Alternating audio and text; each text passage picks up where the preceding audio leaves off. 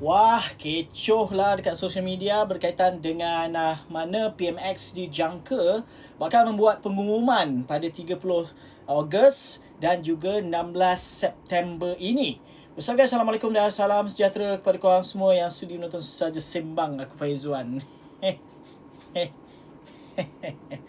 Tapi sebelum itu, kita jangan mengharapkan sangat berita itu mungkin terkait dengan diri kita. Tapi sebelum itu, jom kita baca dulu paparan artikel ini. Okey, menerusi Astro Awani yang mana Perdana Menteri Datuk Seri Anwar Ibrahim dijangka membuat beberapa pengumuman penting berkaitan negara pada malam sambutan Ambang Merdeka dan Hari Malaysia pada 16 September ini. Saya akan dengar minta beberapa pandangan lain dikemukakan dan menjelang 31 Ogos tahun ni saya akan buat 1-2 pengumuman penting bagi negara. Kemudian saya ke Kuching 16 September pada Hari Malaysia. Jadi 30 Ogos pada malam Sabtu pengumuman, selepas itu 16 September kemudian akan ada pengumuman pada awal Oktober semasa belanjawan. Katanya pada sesi temu Anwar, sempena Majlis Perasmian Himpunan Anak Muda Hamka Antarabangsa 2026 di sini hari ini. Anwar berkata demikian ketika menjawab soalan seorang mahasiswa mengenai langkah kerajaan bagi menjamin kebajikan dan keselamatan kewangan belia yang terlibat dalam ekonomi gig.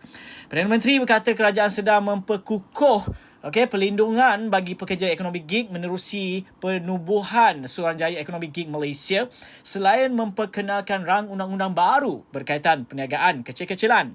Beliau berkata walaupun terdapat pandangan bahawa bantuan sedia ada masih belum mencukupi, kerajaan tetap perlu memastikan kebajikan golongan keberkenaan terbela.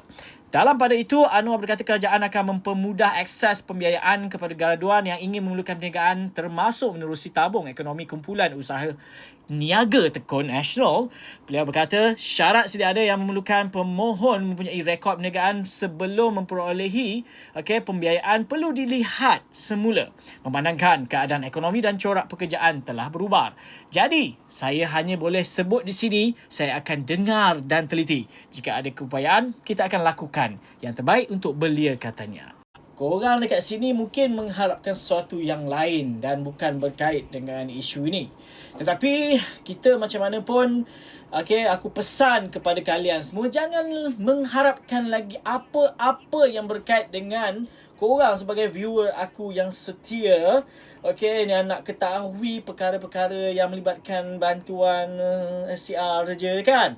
Mana ada korang dengar benda lain? Korang dengar STR je. Kalau ada kata tambah baikkan dari segi bantuan itu sendiri kepada golongan-golongan yang terpinggir, iaitu golongan bujang.